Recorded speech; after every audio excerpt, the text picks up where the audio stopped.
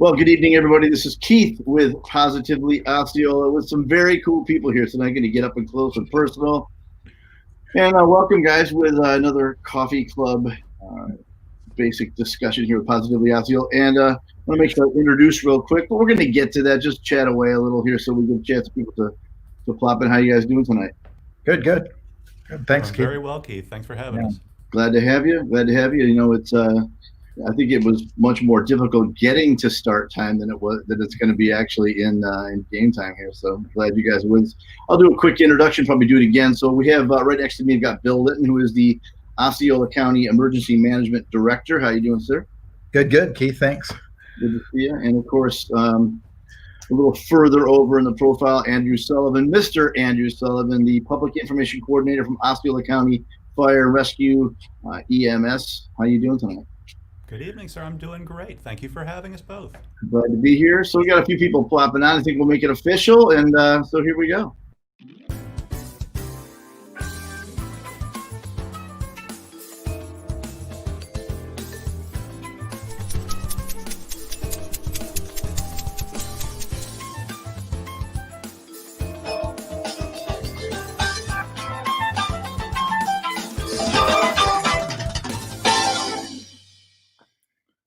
It was a little audio glitchy, wasn't it? Keeps it exciting. You just never know. So I felt the need to kind of say that, you know, when you live in Florida, there's always something going on, right? True. I tell you, it has been a few years for sure of activity. But in all seriousness, I think that's why I know I always feel like the community is safe. I always feel like organizations and businesses are safe because we do rely on our leadership, and you guys are certainly a part of that. So we thank you. We get to hear things firsthand from you often. So I really appreciate it, both of you guys, really. So this is, I guess we'll go right at it. This is National Preparedness Month, correct? Correct.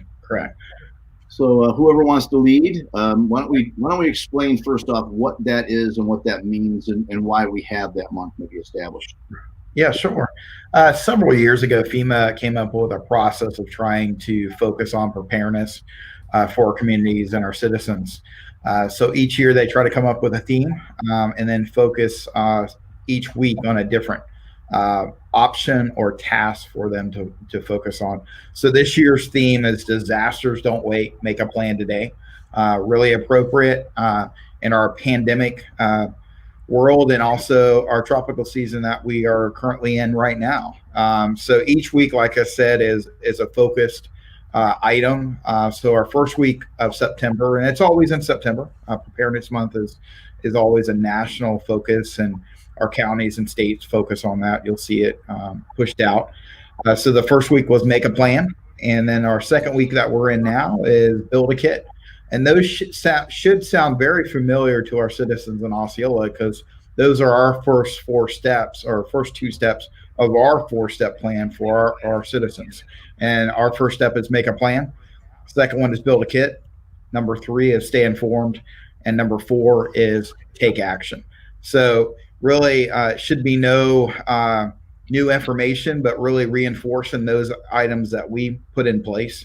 For week 3 and 4, week 3 is prepare for disaster. So really knowing your community, knowing what hazards we face. So we have that information at readyosceola.org. Those hazards and threats that we face here in Central Florida, and more specifically for Osceola County that we face on a daily basis. And then the 4th week, we always try to focus on the youth. So FEMA has really left that 4th week to teach youth about preparedness.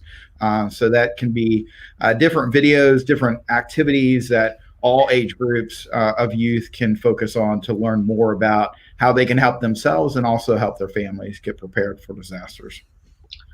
Well said. I was going to ask you, if you're new to the state, if you're new to the community, we hear be prepared and certainly make a plan, and then I think it's sometimes because of the way our lives are so turbulent and busy, we hear that, and this is something I say to my son and my wife all the time.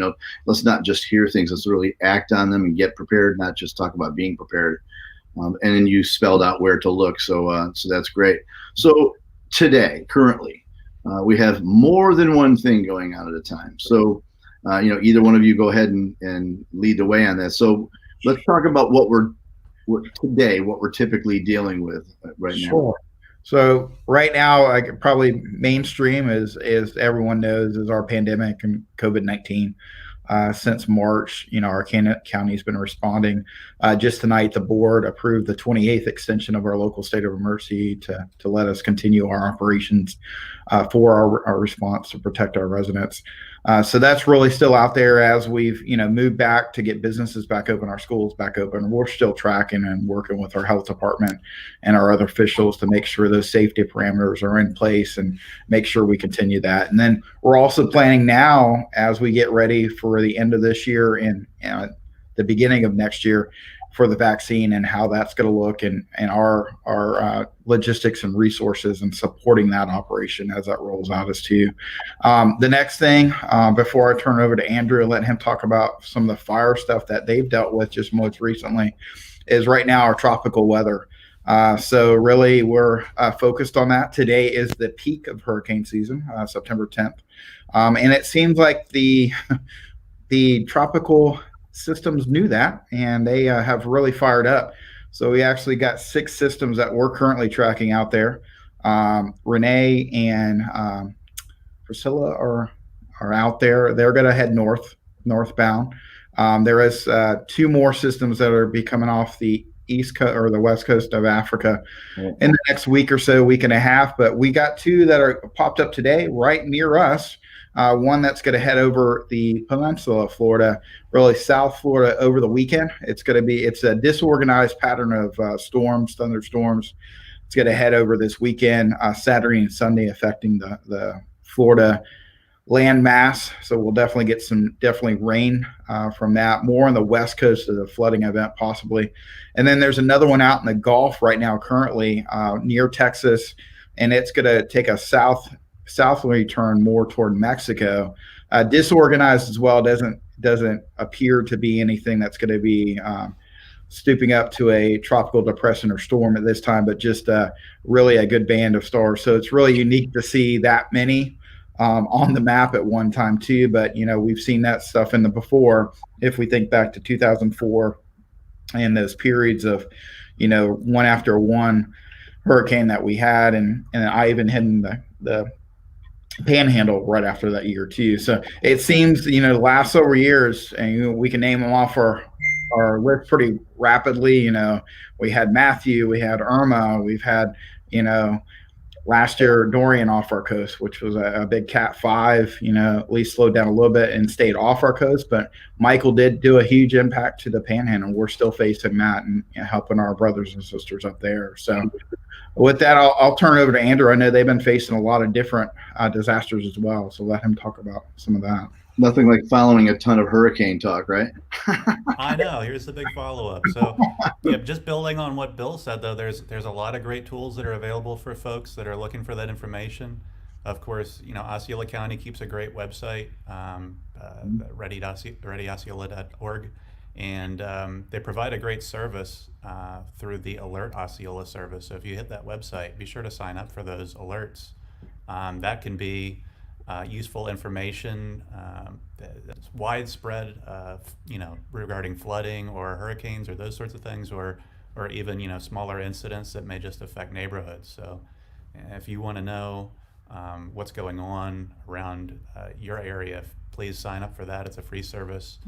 They can communicate with you in any way that you're comfortable with, either by phone or through email or any of that. So that's a great thing.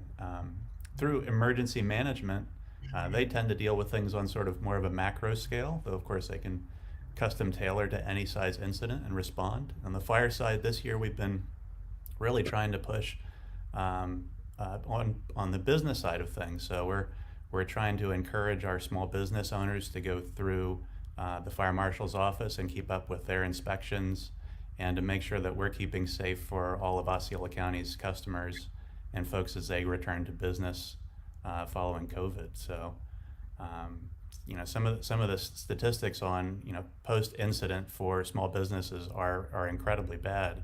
After a fire, 40 to 50% of small businesses won't reopen. Right. And following a closure of 5 days, most small businesses will close within a year's time. Those are per FEMA statistics. So if you visit fire.osceola.org and click through to the fire marshal's site, there's all sorts of tools where you can schedule your inspections. They'll make sure that your fire systems are all in order and your plans are in order. So those can be incredibly helpful for our business community as well. I had my nephew is actually a paramedic fireman in Orange County, and we just, for some reason, we were having a discussion about fire marshal and some of the codes that are out there, and I think it was a revelation. It shouldn't have been, but it was a bit of a revelation that those things done. We think of all the details and the codes that have to be paid attention to, but in reality, it keeps obviously the citizens safe, and it keeps those emergency personnel from having to go into those scenarios that are now, fires have happened. Now we're putting people in danger. So what you're doing is humongously important in a preventative measure, and saves lives on that end. It hadn't hit me like that for some reason until we had that discussion. I think people put a lot of burden and anxiety into the process, honestly, but the reality is we're providing the service of safety for you. So Right. it's a huge investment for a small business owner to open a restaurant. Let somebody come by and examine the range hood from time to time. Make sure that the extinguisher is the right match for the types of fires that you might have. Work with your staff to figure out what the plan is. If there's an incident, how do you get out? How do you evacuate your customers? Your customers will feel better knowing that that's all in place. So COVID-19 is typically a blanket over many things, many processes that we don't, everything's much more complicated. So on the fire side, the EMS side, have you found that has complicated much of what you guys are doing? Well, it's an added layer to the process, of course. Thankfully, the sheriff's office, who operates our 911 and call center, they do a really good job of screening people that call in to see if they're symptomatic. And if we get word that there's a possibility that there could be an exposure, we take all the precautions necessary. So we've got all of the procedures in place to mitigate the spread as best we can. So while I have you on, Andrew, I'm gonna reference the aerial cases that you have somewhat back there behind you right now, the drone base. So how does that come into play with what you guys do? So the drone technology, and we love it, and we know you do an amazing job with it. So why don't you tell us how that integrates into what you do for the county? So it started innocently enough with showcasing some county parks and public properties and just letting people know what amenities were there in their neighborhoods. Right. It was very much pretty picturesque footage flying over, some of the natural landscape in Osceola County, and it's wonderful. Yeah. And then Hurricane Irma. What was that, 3 years ago, Bill?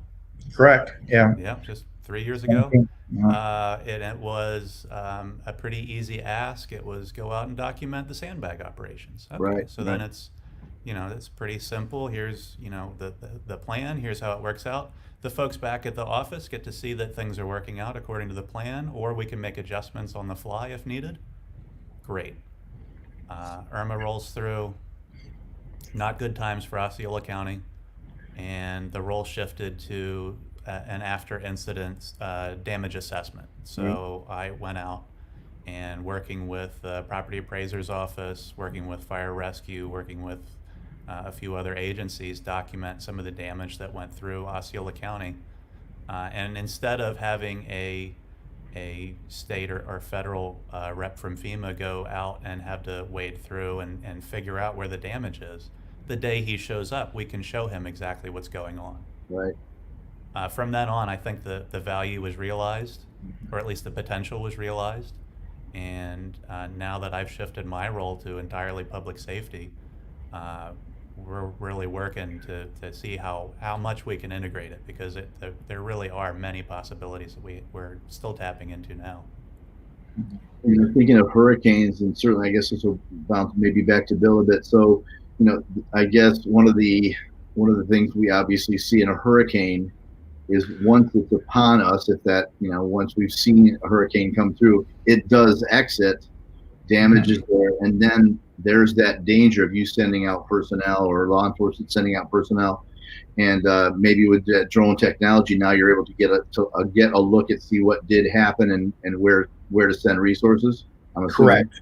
Yeah, and it's a total benefit. And Andrew and I have been working together since he's come over to public safety and working through the process. We were able to acquire two this year and get them outfitted. We have a smaller scale Maverick 2, very small. We can get it in small places. It's got a portable PA, searchlight, a couple other capabilities that we can use. And then we've got a heavy lift one as well. So a little bit heavier. We can put, a hazmat meter downrange, keep our guys safe, and actually read and look at items downrange and send that back. So there's a lot of interesting facts there. Just before our last tropical system, FEMA is really requesting us to get what's our base factor right now, our base levels. So Andrew went out to our flood areas that we know flood in the county and did some aerial shots of both video and photos. So we have that for hurricane season this year. So we know what it looks like in blue skies. And then if we do get an incident and we get flooding, then we'll go back and take some additional footing. And then that helps us in the reimbursement process because it'll speed it up. We have that stuff that we can show, like Andrew said, here's FEMA, here's our stuff, here's our video, and it makes the process a lot more smoother. There's a lot of capabilities. We're looking at mirroring technologies. We've got another interoperable technology that we can feed in now to. We can share that video not only with the EOC, but our other responding agencies on scene. So like our battalion chiefs that are working the fire, they can see it from the back of their vehicle. Andrew's been able to have the capability the last several months go out to a couple brush fires locally and share that video and actually do hotspots. We've got heat imaging on a couple of our systems. So they could actually show the command staff where the hotspots are without putting guys out in the field yet and say, well, here's where it's really showing. So it's a great technology. It gives us a forethought of looking at stuff like that.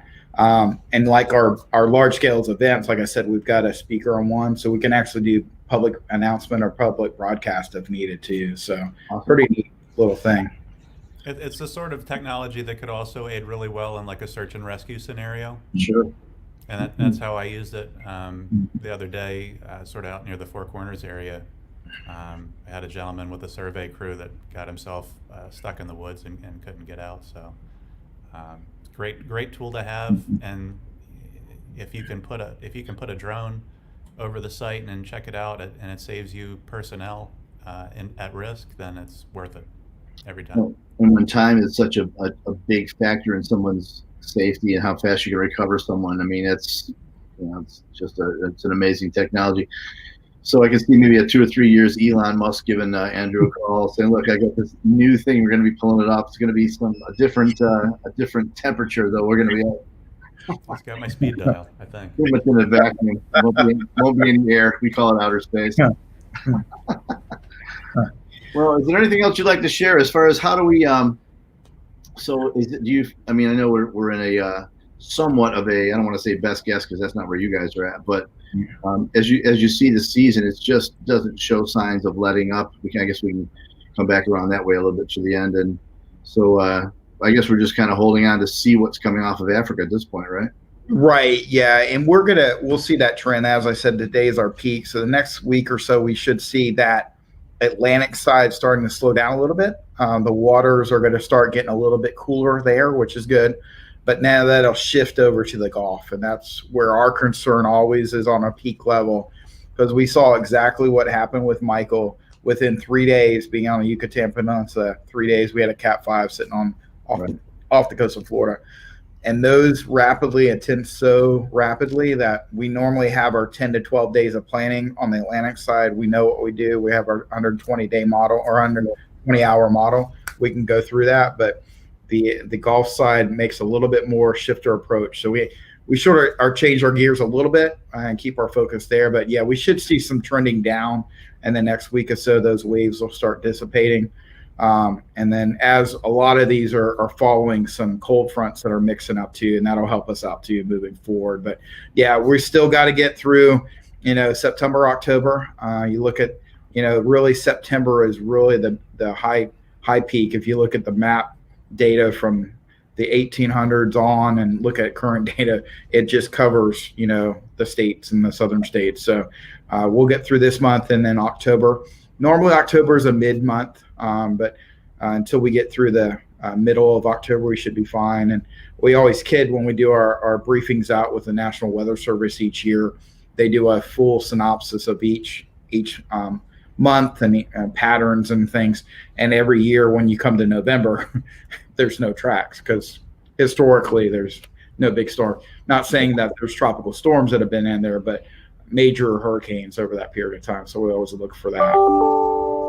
Yeah, just because the season says it's at the high point or past the high point doesn't mean you drop your guard quite yet. Yeah. Keep paying attention. Get that weather radio, keep it running. Make sure you've got your alerts ready. And just because we're in a lull, that actually makes this the best time to get your plan together. And it's a great point too, as Andrew says. I mean, now's the time, as we've been really focused this year on, if you live in a site structured home, we encourage you to stay put with COVID, because leaving that out there with exposures and all that, we'll have things in place at our shelters that will do temperature checks and screening and all those type things. But if you don't have to go to that environment and put your family in that environment, then just stay put this year, or go to friends and family that you can stay with that might have a stronger home that you currently have. So we encourage that, and make those plans now. We've been going through this process, trying to put that information out there as well. A little bit changed this year. That'll probably change our paradigm moving forward too on things. But take the time now, because we're always encouraging them, if you do have to leave, think about those masks or facial coverings, hand sanitizers, little things that you might not have in your kit now. Right. I think we've gained. I think we're getting to a point where we're somewhat used to making sure you grab the mask as you're walking out or taking out of your car. No doubt. I guess we'll close in this area. When you were speaking, I was thinking, back in the 1800s, when the measurement tools weren't in existence, when the organizations like both of you work with, those weren't in the place that they're in now. I guess you just looked up and you saw sky getting a little dark and wind coming in fast, and before you know it, you're in the midst of a pretty large threat. But it is a big deal that I have friends up, in different places throughout the country, like most of us do, and they ask you, it's always a common question. So how do you put up with hurricanes down there? And the answer I really give them, honestly, is what you probably would give them, which is we prepare for them. We do not take anything for granted. We assemble, Right. and people get warned properly and thoroughly, and then you make judgments upon it depending on what severity you're looking at. And I can't remember feeling that we were underprepared in any of the storms that have come through in the years that we've been really seeing these. I just can't read. Looking back, I cannot look at one storm and say that I left. The EOC. I left the building after a press conference feeling, geez, I just don't know what we're going to do. Right. I think we all know what we're supposed to do now, pretty much. So Right. that goes to you. And there's really a psychological need to do the preparation. If you're not prepared for something, if something is unknown to you, then you could have fear or anxiety. Mm-hmm. If you drill with your family, what are the procedures? How do I get out of the house? Who do I contact if there's an emergency? How do you call 911? Things you talk about with your child. If you practice this enough, the fear goes away, and then you're just in a state of being ready. Right. So that's what it's all about. And I think, Keith, also for those, been in the business for a while, especially to the 04 and 05 storms, for that period of time after that, we had a large period of time that, we were maybe grazed or we didn't have any hits. And we called that period for a long time hurricane amnesia. And a lot of people forgot, oh yeah, we don't need to do anything. It's okay. And then we've faced these, rapidly every year. We've had something, we've had to face. So I think that's added to the preparedness culture. And then even when people move here too, we keep reinforcing that. So I really think it shows our resiliency as a community and as a state as well. One other thing I do want to point out, Andrew talking about the flooding. Next week, we will practice along with Preparedness Month. We try to practice our systems as well. So as a part of our community rating system, which we're rated by the National Flood Insurance Program. So part of that is our community rating. And with that scoring, it allows a cost savings for our citizens on their flood insurance policy. So right now with our plans and our procedures and our scoring, we have a cost savings of about 20% savings to our residents that go out for the National Flood Insurance Program. So with that, we have to test our flood notification process. We do that through Alert Osceola. So we will do our test next Thursday, and that'll be out to our flood prone areas. If you're not sure if you live in a flood prone area, I encourage you to go to Ready Osceola. You can go to flood information. You can type your address and it'll show you actually what flood zone you live in. So you'll get that information. If you live in that area, we already have those addresses preloaded in Alert Osceola, and that's who will get alerted that day. We've had the messagings out for a couple weeks now, so you'll see the top notice there, flood threat notification. We've published that so people will know that's coming. And if you get that, you can always call our office and follow up. But that's another tool, another system that we can alert the public to when there's a incident, especially around flooding, which is a concern in our area. No doubt. Seem to be getting a little bit of rain this year. Right. So, we'll go with that. Just one more encouragement, maybe just in case people popped on at the end.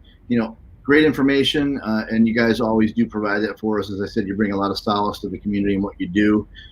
But if somebody has never heard of Alert Osceola, why don't you go ahead and tell us how they can download that app? Sure. So really go to the website, alertosceola.org. That'll allow you to register for the system. So you can put in basically your email, your phone, or you can get text message. You can actually do it all three ways. If you'd like to get bombarded multiple sources, that's fine. You can also sign up. We'll have the ability to sign up for community information as well. We're adding in that with our community partners from the public information team at the county. But also, if you like getting severe weather awareness now or warnings, we have a couple that are preloaded in the system once you register because of the threat of those. So flooding warnings and tornado warnings are automatically populated to anyone that registers in this system because of the need for safety and alerts for those. Now, the afternoon thunderstorm or severe thunderstorm that we're used to, a lot of people like to know, and they do move pretty quickly. Sometimes, they'll have winds up to 60 miles per hour. So it's good to know what's going on. You can actually sign up for those as well, but just know that you're going to get those when they come through. If you get them on your weather radio, they're also going to come to your phone. But it's just an added layer, especially if you're out and about and you're not near your house and don't hear the radio. You'll get it on your phone. So it's like really having a weather radio on your hip. So it's another tool to use. It's wise. I mean, they say knowledge is power, but I think in this case, knowledge is safety. And I mean, we like the bombarding, so we signed up for everything possible to be signed up for. Right. So, unless there's something else you want to share, anything else you want to close with tonight? I think the one last thing that I would ask, and just purely on the fire side of things, your viewers, if you could take a moment tomorrow, Patriot Day, the 19th anniversary of the September 11th attacks, to consider the sacrifice of 343 firefighters, countless other civilians and law enforcement and other first responders, just that there are people in your community that have your best interest in mind, and we will work like hell to make you safe. Mm-hmm. Thank you. No other way to say it better than what you just said it, and that's I can't think of a better way to close, and I appreciate you just did that, man. Yeah. All right, so I appreciate you guys coming on. Appreciate what you do every day, and we thank you. Hopefully, you'll come back. I'm certainly going to bug you to do that very soon because we do need more information, and you're the ones that have it. And we do really thank you guys. So again, Keith with Positively Osceola, along with Bill Litton, the Osceola County Emergency Management Director, and Andrew Sullivan, Public Information Coordinator with Osceola County Fire and Rescue, EMS. We thank you so much for all you do and for making a positive difference in and around Osceola County. Thanks, guys.